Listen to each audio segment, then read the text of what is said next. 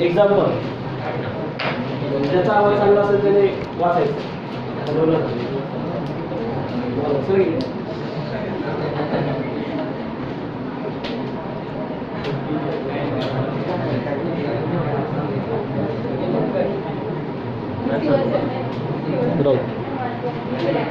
ठीक. पहिलं जे एक्झाम्पल होतं कोण रीड करतं? पटकन वाचायचंय जोरात, व्यवस्थित लक्ष द्यायचं आहे.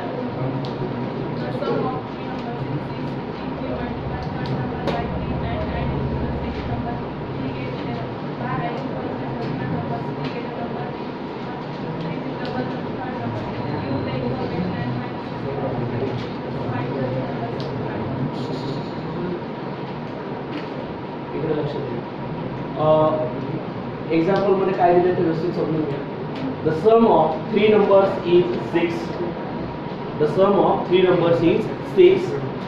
पुढे म्हटलंय दुसऱ्या कंडिशन साठी, if you multiply third number by 3 and add it to the second number we get 11.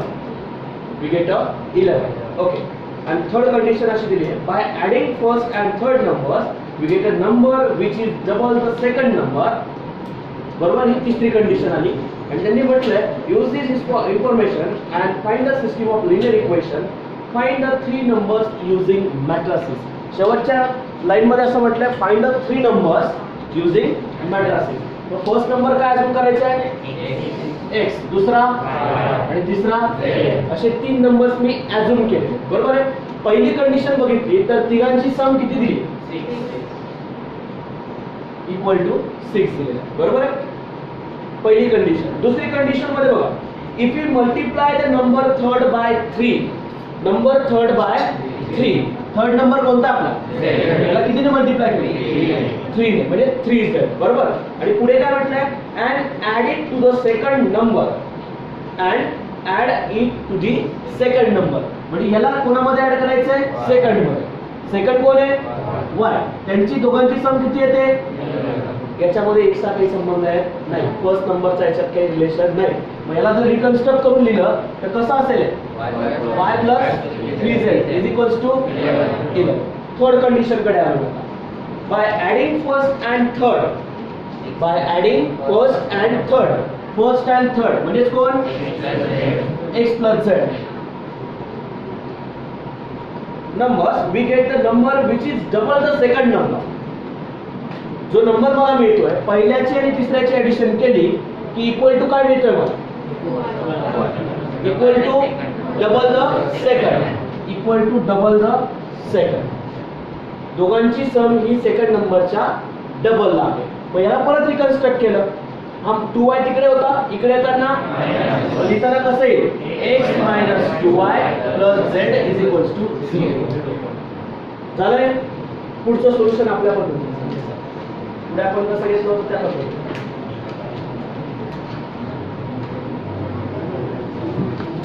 आधी काय करणार?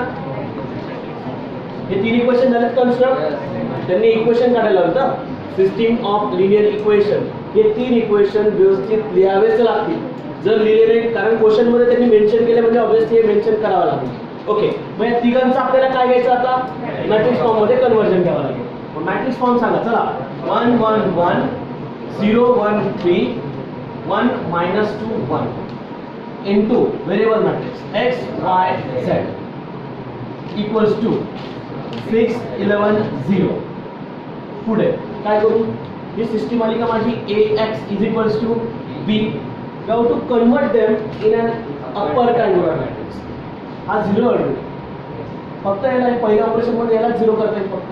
मग चला सांग. R3 changes to R3 minus R1. Direct subtraction. चला सांगा बरं मग. 1 1 1 0 1 3. चला 1 minus 1 0 minus 2 minus 1. Okay, 1 minus 1 0 into variable matrix x y z equals to 6 11 0 minus 6. बर, अजून पुढची स्टेप घेऊ. काही गरज आहे का? कारण कोणत्या तरी रो मध्ये 2 ॲट अ टाइम 0 आले. या रो मध्ये 2 ॲट अ टाइम 0 आले म्हणजे एका व्हेरिएबलची व्हॅल्यू डायरेक्टली मला मिळू शकते. मग याला परत कशात लिहायचं आपण? इक्वेशन्स मध्ये. पहिलं इक्वेशन सांगा चला. x plus y plus z is equals to 6. दुसरं y plus 3z is equals to 11 आणि शेवटचं minus 3y equals to minus 6. मी फक्त रफली लिहून देतोय. तुमचं कुठं चुकलं असेल मी मेन स्टेप लिहून देतोय. पूर्ण डिटेल्स मध्ये तुम्हाला द्यावं. याला इक्वेशन मानायचं वगैरे जे असेल तर तुम्हाला मेन्शन करावं. फक्त व्यवस्थित आणि प्रॉपरली करा. याच्यावरून y ची व्हॅल्यू मिळाली. हा -3 तिकडे जाताना डिवाइड होईल. -6 upon -3 2. That's y is equals to 2. मग y ची व्हॅल्यू उचलली ह्या इक्वेशन मध्ये पुट केली. बरोबर ना? y ची व्हॅल्यू याच्यात पुट केल्यानंतर काय आहे ते सांगा बरं. 2 plus 3z is equals to किती आहे?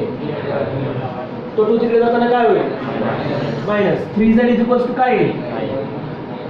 11 minus 2 नाही. हा 3 तिकडे जाताना डिवाइड होईल. z ची व्हॅल्यू किती येईल मग? z is equals to काय आला? 3. बरोबर इथपर्यंत? ओके. z ची व्हॅल्यू 3, y ची व्हॅल्यू 2 हे इक्वेशन मध्ये पुट करा. पुट केल्यानंतर बघा बरं काय मिळतं. x plus 2 plus 3 is equals to 6. 2 plus 3 5. 5 तिकडे जाताना मायनस 6 minus 5. मग x ची व्हॅल्यू किती आली? y ची व्हॅल्यू आणि z ची व्हॅल्यू 3. दिसतंय ते तर सांगा. दिसतंय ना? ऍटलीस्ट ते तर सांगा. बरोबर आहे का? आन्सर बरोबर आलाय का सगळ्यांचे? ज्यांचे सॉल्व झाले त्यांनी. सोपा एक्झाम्पल होतं. फक्त एवढं लक्षात असू द्या की ही एक कंडिशन व्यवस्थित प्लेस झाली पाहिजे. ज्या वेळेला तुम्ही एक्झाम्पल वाचता त्याच वेळेला जर तुम्ही त्याला पेन्सिलीने राईट करून घेतलं ना कोणत्या व्हेरिएबलला काय म्हटलंय रफली, मग नंतर आपण एक्झाम्पलच्या सोल्युशनकडे जाताना पटकन जातोय. कंडिशन वाचताना कोणता व्हेरिएबल कुठे आहे, कोणाला सबट्रॅक्ट केलंय, कोणाच्या मल्टिपल मध्ये कोण आहे, जर तिथे रफली तुम्ही अंडरलाईन करून आणि लगेच तिथं जागेवर करून घेतलं ना तर पटकन सोल्युशन. फक्त डोकं एका ठिकाणी ठेवायचं कंडिशन तयार करताना. तर बाकीचं काही नाही. एक मेथड फिक्स होऊन गेली आपली.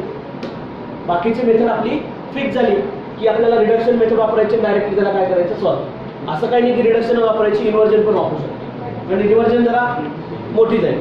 बरोबर ना? त्याला प्रत्येकाला एक टप्प्याटप्प्याने फाइंड आउट करा, व्हेरिएबल काढा, एवढं काही गरजेचं नाही. रिडक्शनने पटकन आन्सर मिळतात. समजतंय? याच्यात कोणाला काही doubt? Okay. Next example. Example number 21. Okay. कोण रीड करतोय?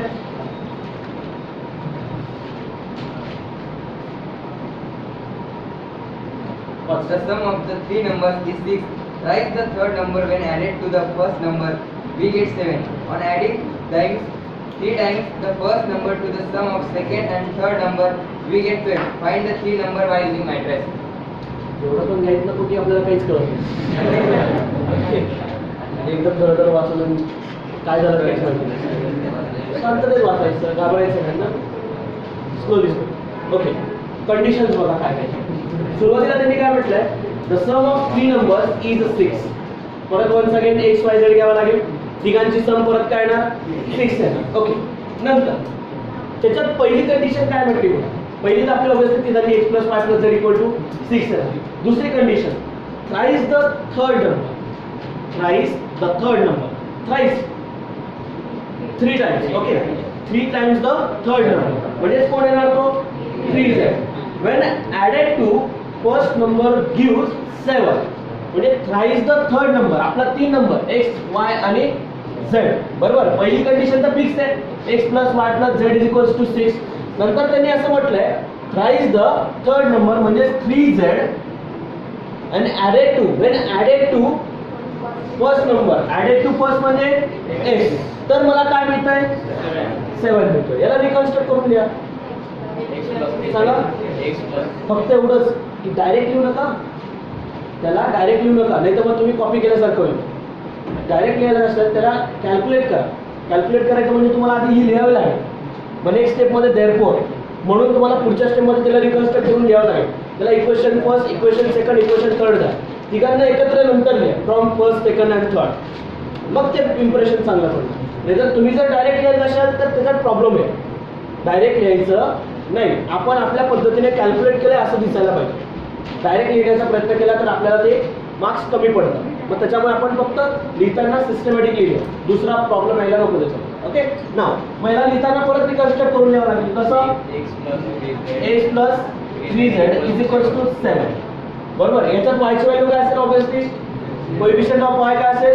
0 असेल. ओके नाव पुढे काय म्हटलं बघा तुम्ही, ऑन ॲडिंग काय म्हटलंय? On adding 3 times the first number to the sum of second and third. काय म्हटलंय? On adding 3 times the first number. On adding म्हणजे आपल्याला एकाची ॲडिशन, तिघांची ॲडिशन घ्यायची.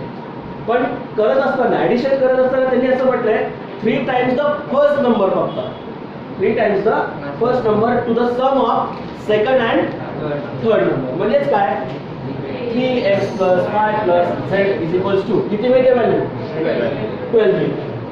पुढचं परत आपली प्रोसेस परत कशात लिहायचं? Matrix form. चला सांगा बरं matrix form. 1 1 1 1 0 3 3 1 into x y z equals to 6 7 12. चला सांगा बरं पटकन आता पुढे ऑपरेशन करून. दोघं एलिमेंट 0 करा ॲट अ टाइम.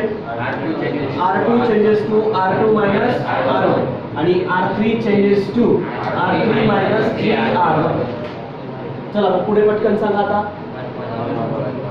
1 1 1 हा 0 झाला, हा 0 झाला. Okay r2 minus 0 minus 1. Okay 3 minus 1 sorry 3 minus 1 म्हणजे आपला इथला काय येतो? 2 येतो. पुढे x y z variable x y z equals to हा element 6 as it is 7 minus 6 1. Okay next हा 0 झाला. 1 minus 3 times of 1 minus 2. Okay next आपण minus 2. Okay 12 minus 3 into 6 minus 6. Okay पुढे काय करू? दोघं ठिकाणी मायनस असला की सबट्रॅक्शन घेतलेली बेटर आहे. याला -2 ने मल्टिप्लाय करा, ऑटोमॅटिकली आन्सर मिळेल. म्हणजे ऑपरेशन काय असेल? r3 changes to r3 minus 2r2 operation fixed आहे. पुढे चला सांगा बरं पटकन मग आता.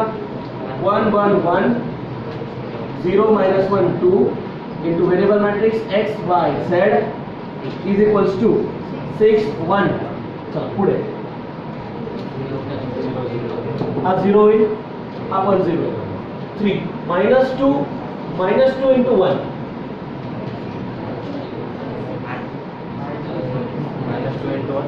हा 2 into 4 -2 minus 4 minus 6. Okay then -6 -2 -8 rational form मध्ये आन्सर केली. ठीक आहे. परत कशात लिहायचं आता? एका रो मध्ये 2 0 झाले त्यामुळे आपल्याला आन्सर मिळणार. चला सांगा पटापट आता. x plus y plus z is equals to नंतर -x plus minus y equals to 1 आणि लास्ट काय आहे? -6z equals to -8. चला z ची व्हॅल्यू सांगा. 4 upon 3. Thus z is equals to -8 upon -6. Then minus get plus. दोनाने भाग जातोय दोघांना. Thus equals to 4 upon 3. z ची व्हॅल्यू मिळाली. बरं z ची व्हॅल्यू उचलायची आणि याच्यात पुट करायची. बरोबर. याच्यात पुट केल्यानंतर काय मिळतं? -y plus 2 into 4 upon 3 is equals to 1. Solve करायला किती येणार?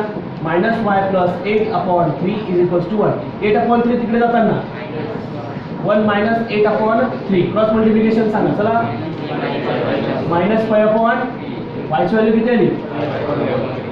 5 आहे. बरोबर इथपर्यंत. ओके पुढे z आणि दोघांची व्हॅल्यू पुट करायची त्याच्यावर. x plus y ची व्हॅल्यू 5/3. ओके z ची value is equals to okay denominator same numerator ची addition. x plus 9 upon 3 equals to 9 upon 3 म्हणजे हा 3. x plus 3 is equals to 6.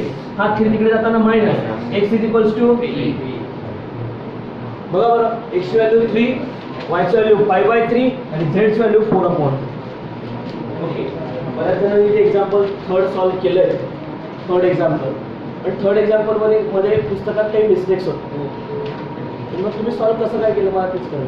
हां, पण काही पुस्तकांमध्ये बरोबर आहे, कारण काही बुक्स जे आहेत ते नवीन एडिशनचे आहेत, जे 19 किंवा 20चे एडिशन असतील, 20चे लेटेस्ट एडिशन जेवढे असेल त्याच्यामध्ये करेक्शन असेल. मागचे जे ओल्ड व्हर्जन म्हणजे 18 किंवा 19चे जर तुम्ही घेतलं असेल तर त्याच्यामध्ये तिथे मिस्टेक असू शकतात. ओके, लेटेस्ट एडिशनमध्ये कदाचित ते बरोबर पण केलेलं असेल. एक्झाम्पल मी वाचून दाखवतोय, त्याच्यामध्ये काय करेक्शन असतील काय असतील बघून घ्यायचं त्याच्यामध्ये. Example number 6. एक्झाम्पल नंबर 6 बघा, the sum of 3 number is 2. व्यवस्थित बघा कुठे काय चुकलेलं असेल ते बघून घ्यायचं. बऱ्याच जणांचं आन्सर न येण्याचं कारण पण हे असू शकतं कदाचित. Now the sum of 3 numbers is 2. If twice the second number is added to the sum of first and third number, we get 1. On adding 5 times the first number to the sum of second and third, we get 6. Find the 3 numbers using matrices. Is it? चुकलं? We get 1 होता, 1 च्या जागी वेगळं आहे का? 0 आहे का?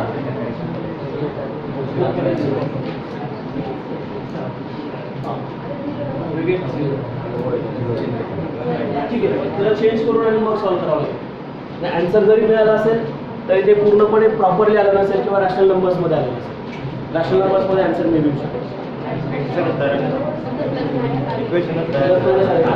ठीक आहे, चला मी जे आता एक्झाम्पल सांगितलं त्याच्या पद्धतीने सोल्युशन सांगतोय, कारण त्याच्यात करेक्शन करणं मस्त आहे. चला पहिलं एक्झाम्पल, पहिलं इक्वेशन सांगा. चला आपण 3 व्हेरिएबल अजून केले, x y z, बरोबर ना. चला पहिली कंडिशन काय सांगा, x plus y plus z is equals to 2. Next त्यांनी म्हटलंय if twice the second number, twice the second म्हणजे कोण, 2y. आणि पुढे काय म्हटलंय, is added to the sum of first and third, is added to sum of first and third, we get 1. याला reconstruct करून लिहा. कसं लिहिणार, x plus 2y plus z is equals to 1. Next, on adding 5 times the first number, 5 times the first number to the sum of second and third, to the sum of second and third, we get 6. We have to construct it again. 5x plus y plus z is equals to 6. चला मग आता सांगा बरोबर आपण answer एका step मध्ये येते, एका स्टेप मध्ये आन्सर येते ना डायरेक्ट. चला matrix form 1 1 1 1 2 1 5 1 1 into x y z equals to 2 1 6. हाँ, ऑपरेशन सांगा. ax equal to b system वाली ऑपरेशन पहिलं r2 changes to r2 minus r1 and r3 changes to r3 minus 5. चलो सांगा पटापट आता. 1 1 1 variable matrix x y z equals to 2. फक्त 2 आहे ना, 1 आणि 6 बदलेल. चला सांगा पटापट. 1 minus 1 0, 2 minus 1 1 minus 1 0, 1 minus 2 बरोबर. नंतर याच्यासाठी आता 0 होणार. 1 minus 5 into 1 okay, 1 minus 5 into minus 2 okay. 6 minus 5 into 2 10 that's minus 2 okay. चला एका रो मध्ये 2 0 आले, डायरेक्टली सोल्युशन काढायला सुरुवात केली. x plus y plus z is equals to 2, then y is equals to minus 1. Direct value होते, y is equals to minus 1, and the last minus 4y minus 4z is equals to minus 4. He y ची value minus 1 उचला, याच्यात put करून टाका. काय ते बघा, minus 1 into minus 4 is 4, minus 4z equal to minus 4. हा 4 तिकडे जाताना प्लस मध्ये ना, तिकडे जाताना मायनस 4 मायनस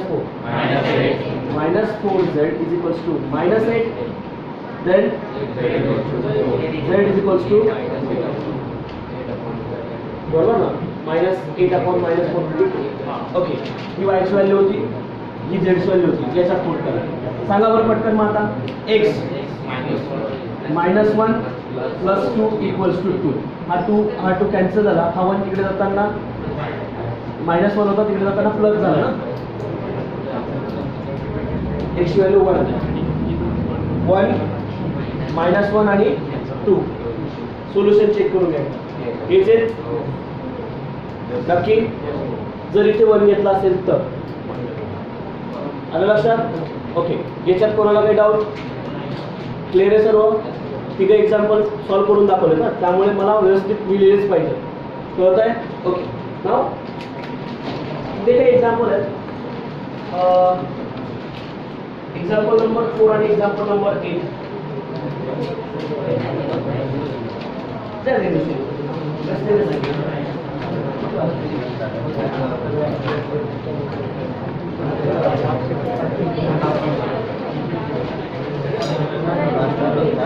एक्झाम्पल नंबर 4 आणि एक्झाम्पल नंबर 8. हा, दोघी सोपे एक्झाम्पल आहे. फक्त एक्झाम्पल नंबर 8 त्यांच्या पुस्तकातलं चुकलंय, चेंज करून घ्या. वाचून दाखवतोय किंवा लिहून घ्या वाटतं. एक्झाम्पल नंबर 8 पुस्तकात चुकलेलं आहे. परत एकदा सांगतोय, लिहायचं असेल लगेच लिहून घ्या, नाही तर पुस्तकात बघून पण विचारा. तुला लिहून घ्या, घरी गेल्यानंतर परत लिहा. बंद पडलं. क्वेश्चन नंबर 8 परत एकदा वाचून सांगतोय, बरं व्यवस्थित बघा. The sum of the cost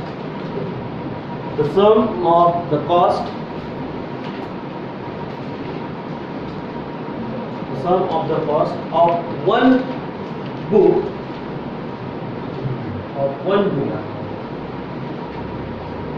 each of mathematics,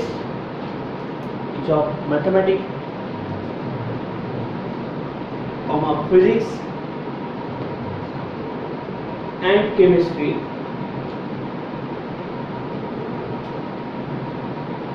is rupees 210.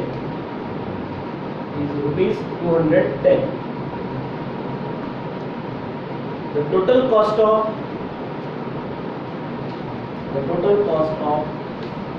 mathematics,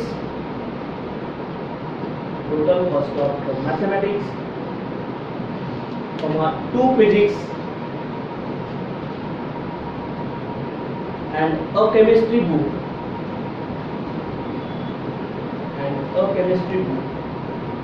is rupees 240.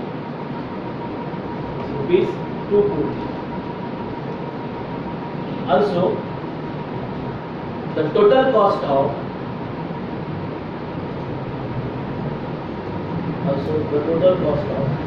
a mathematics book,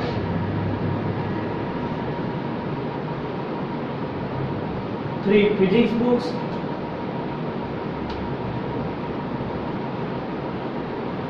3 physics books and 2 chemistry books is rupees 300.